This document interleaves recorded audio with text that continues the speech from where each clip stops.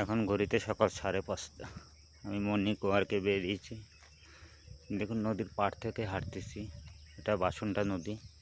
ওইখানটাতে রয়েছে আমাদের রোড, বিশ্ব রোড, যে রোডটার উপর থেকে ব্রিজ গেছে। ওপারটাতে আছে পালবাড়ি, পুরো গাছে ঢাকা আছে।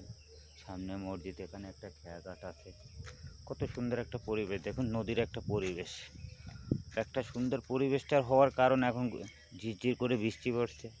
বৃষ্টি একটা সৌন্দর্য আছে এখানে। বৃষ্টি এখানে এক সময় পুরানো ঐতিহ্যবাহী লঞ্চ ঘাট ছিল, যে লঞ্চ হাজার হাজার মানুষ, গ্রাম অঞ্চলের মানুষগুলো শহরে উঠতো এই লঞ্চ ঘাট থেকে।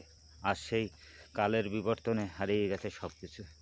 এখানে এতটাই জমজমাট ছিল, মানুষ দাঁড়ানোর মতো জায়গা ছিল না।